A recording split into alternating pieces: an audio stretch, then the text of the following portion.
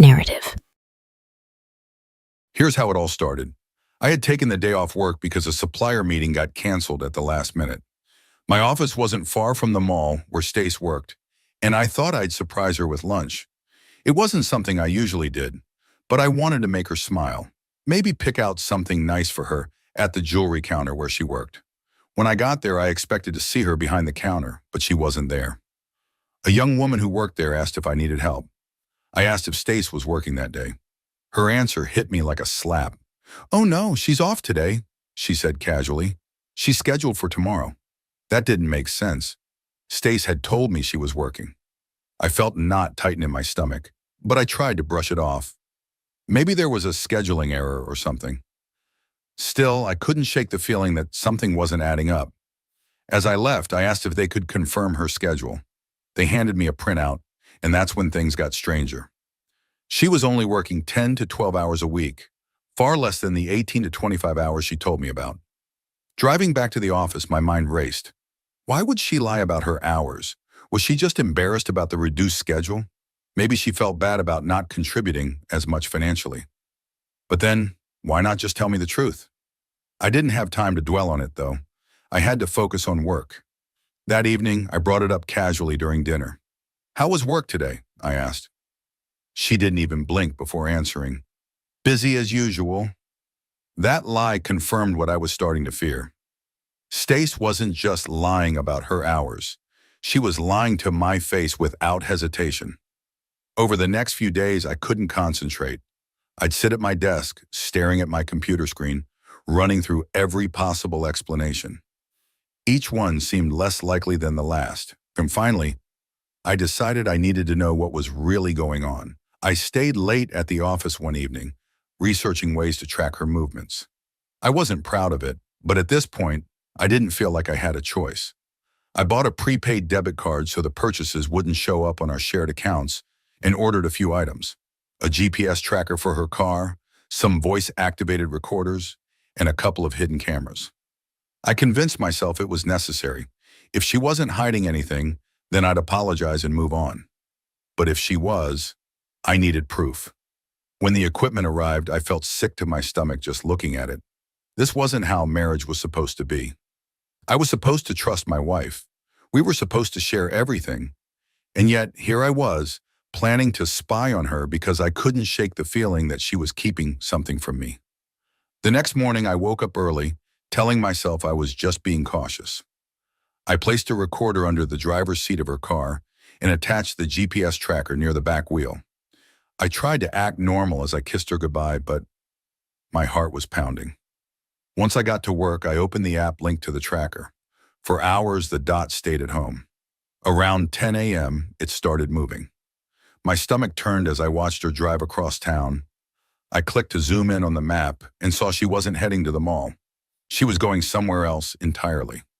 I closed my office door and sat staring at the screen. This wasn't just my imagination. Something was wrong, and I was determined to find out exactly what it was. The next day, I couldn't shake the tension in my chest as I left for work. My focus was shot, but I had a plan. I needed to figure out what Stace was doing and why she was lying. I decided to take advantage of my lunch break to check the tracker again. Sure enough, her car wasn't parked at home. It was at some unfamiliar location downtown. That wasn't the mall or any place she had ever mentioned to me. I knew I couldn't just leave it at that. So after lunch, I told my assistant I needed to run a personal errand and drove to the area where the tracker showed her car. As I approached, my heart was pounding. I spotted her car in the back corner of a parking lot next to a small cafe. It was tucked away, almost as if she didn't want it to be easily noticed. I parked at a distance and watched, my camera ready. Not long after, she walked out of the cafe, smiling. But she wasn't alone. A man followed closely behind her. He was tall, probably a few years younger than me, and dressed sharply, like someone who worked in sales. They stood near her car, chatting casually. I couldn't hear what they were saying, but the way she laughed at something he said made my stomach twist. That wasn't just a friendly smile.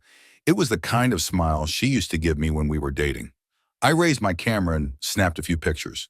She leaned in close, said something, and he laughed. Then, to my absolute horror, she hugged him. It wasn't a quick, friendly hug either. It was slow, intimate, like they didn't care who might be watching.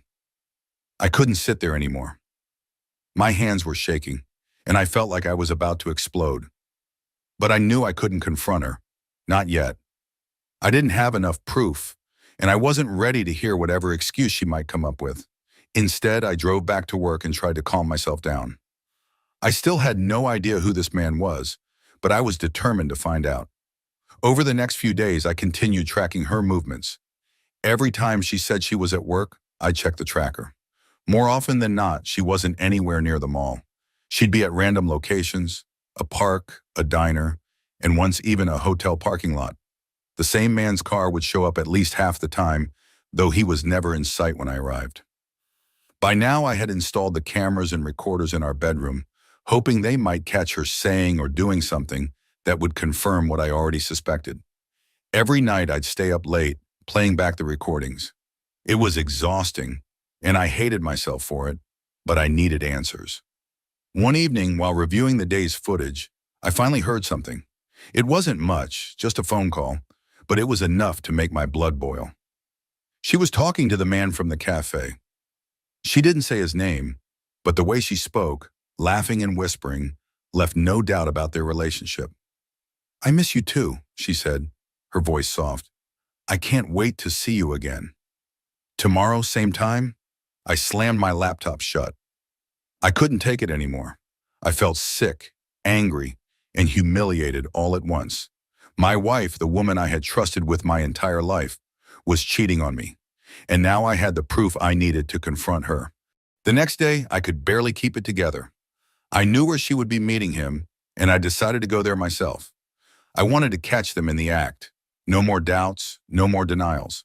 She thought I was busy at work as usual, but I took a personal day and parked in a spot with a clear view of the cafe parking lot where they had met before. It didn't take long for her car to show up. She parked in the same tucked-away corner. A few minutes later, his car arrived, and he stepped out with that same smug look I'd seen before. They didn't even go inside this time. Instead, they leaned against her car, talking and laughing like a couple of teenagers. My hands tightened around the steering wheel as I watched. Then out of nowhere, my phone buzzed. It was Jason, my son. His voice sounded tense. "Dad, can I talk to you about something?" he said. "I'm in the middle of something, Jason. Can it wait?" I replied, trying to keep my voice steady. "No, Dad. It's about Mom. I caught her with someone." For a moment, everything froze. "What do you mean you caught her?" I asked, though I already knew the answer. He sighed. "A couple of weeks ago, my baseball practice got canceled because of rain. I came home early and, well, I heard noises coming from your bedroom. When I went upstairs, I saw them. I didn't know what to do, so I left and stayed at a friend's house. I didn't tell anyone, but I thought you needed to know." My grip on the phone tightened. "Does Michelle know?" I asked, my voice barely a whisper. "No, I don't think so," Jason said. "But Dad, are you going to divorce her?" "I don't know yet," I replied honestly, "but thank you for telling me." I hung up, and for a moment, I just sat there, staring at the scene in front of me. My son had been carrying this for weeks, and now, here I was, watching the same betrayal unfold again. But the worst part was yet to come. Later that afternoon, I got a frantic call from Jason again. "Dad, you need to come home now. It's Michelle. She found out about Mom." "What happened?" I asked, my heart racing. "She walked in on them," Jason said, his voice panicked. "And well, she grabbed her softball bat. Dad, she hurt the guy pretty bad."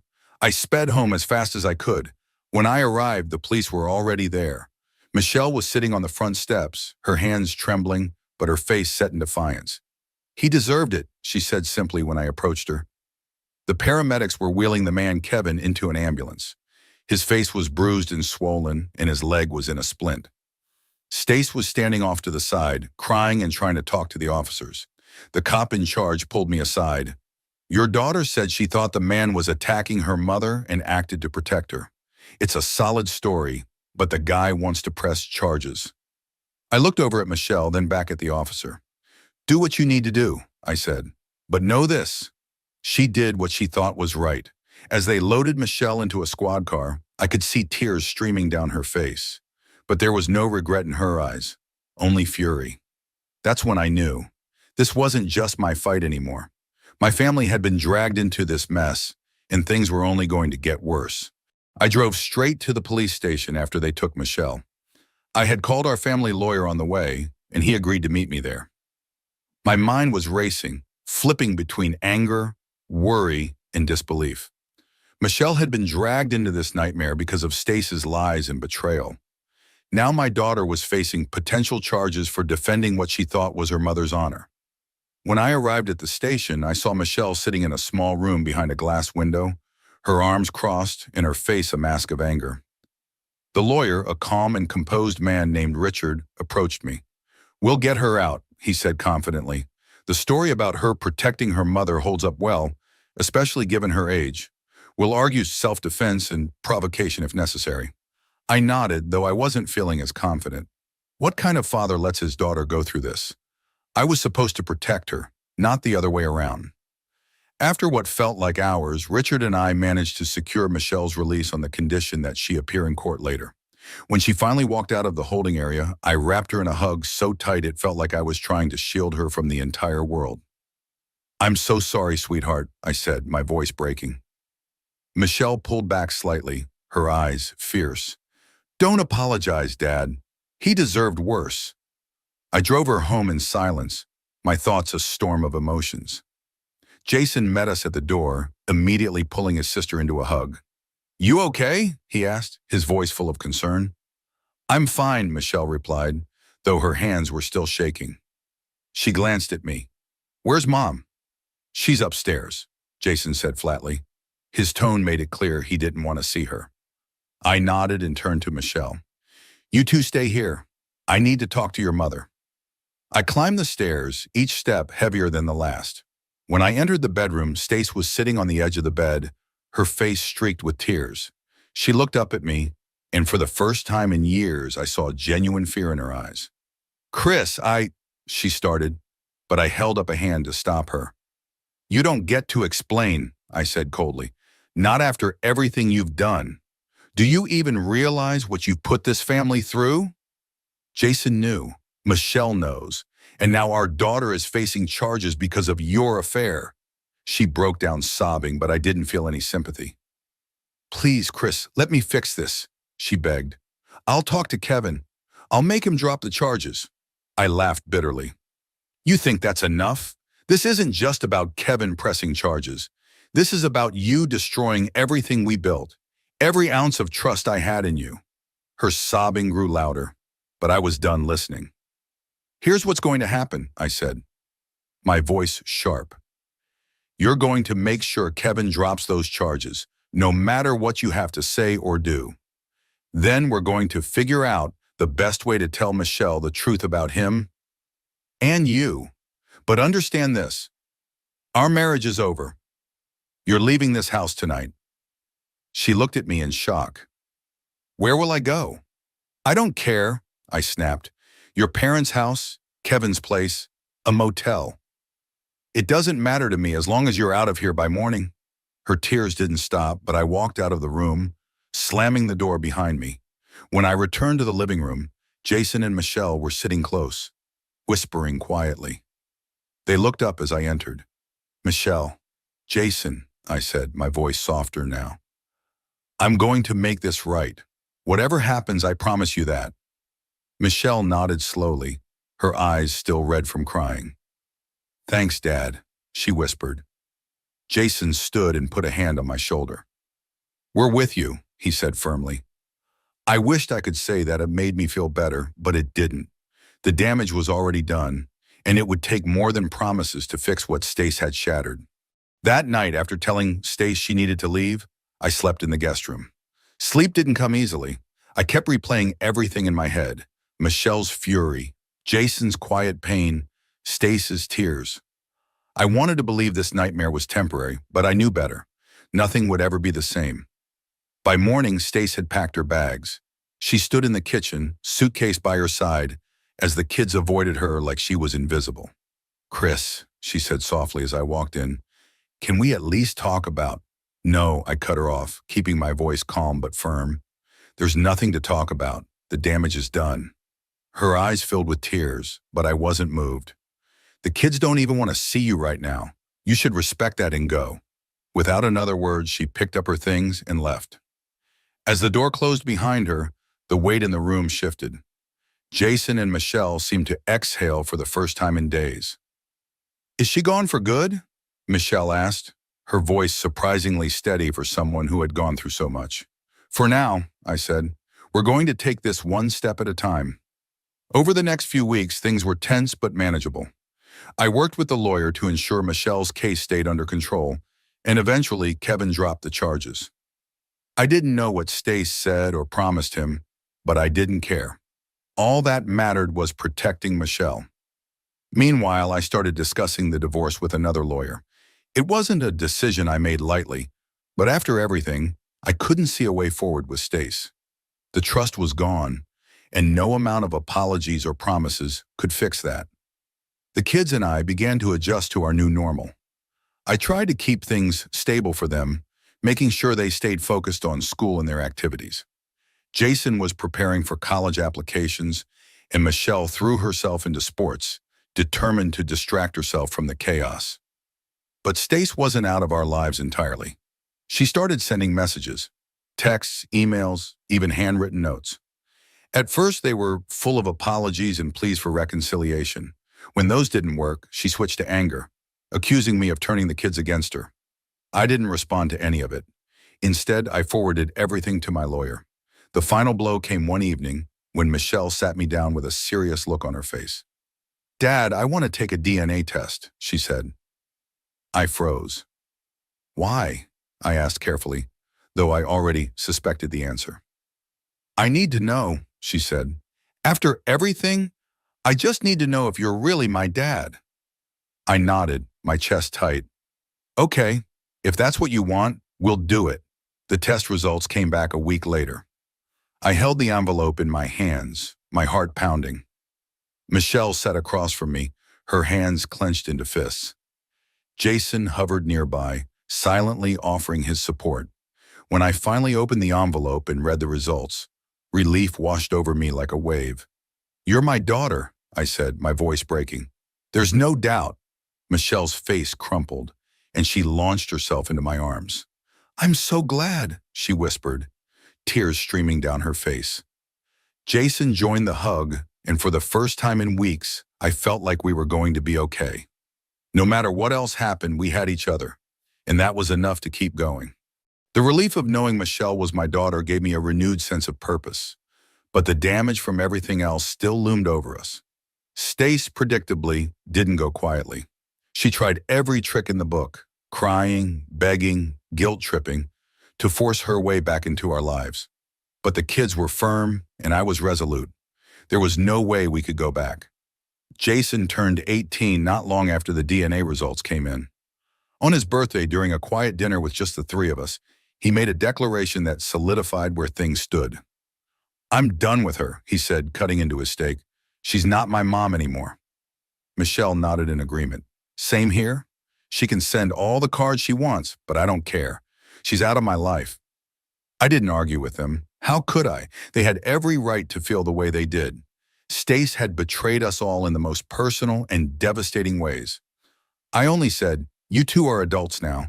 Whatever decisions you make, I'll support you." As time passed, Stace's attempts at contact became less frequent. Eventually, she moved out of state, finding a job and a new life far away. She'd send holiday cards or birthday wishes, but they always went unopened. The kids didn't want anything to do with her, and I respected that. Meanwhile, life began to settle into a new rhythm. Jason earned a baseball scholarship to a great university, and I couldn't have been prouder. Watching him pitch in those games, knowing how hard he had worked despite everything, made me realize how resilient he had become. Michelle also thrived, channeling her energy into academics and sports.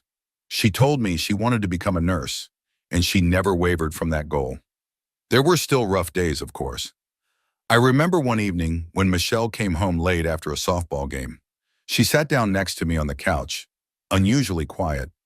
"Dad," she said softly, Do you ever think about her? Mom, I mean. I took a deep breath. Yeah, I admitted. Not often, but sometimes. It's hard not to when you spend so many years with someone. She nodded. I don't hate her, but I don't think I can ever forgive her either. That's okay, I said. You don't have to forgive her if you're not ready. Just don't let the anger control your life. Michelle smiled faintly and rested her head on my shoulder. Moments like that reminded me that, no matter how broken we had been, we were healing. It took me a long time to even consider dating again. The scars from what Stace had done were deep, and trust didn't come easily. But a few years after the divorce was finalized, I met someone. Her name was Laura, and she was kind, patient, and understanding of my situation. We took things slow, painfully slow if I'm being honest, but it felt right. The first time I introduced her to Jason and Michelle, I was nervous, but they surprised me. Jason shook her hand and offered her a genuine smile while Michelle hugged her, saying, "If Dad's happy, we're happy." That night, as we sat around the table laughing and sharing stories, I realized how far we had come. The past still lingered. It always would, but it no longer defined us. We had built something stronger, something unshakable. Years later, as I watched Jason graduate and Michelle start her career in nursing, I felt something I hadn't in a long time. Peace. Life had thrown us into chaos, but we had survived. We had grown, and for that, I was grateful.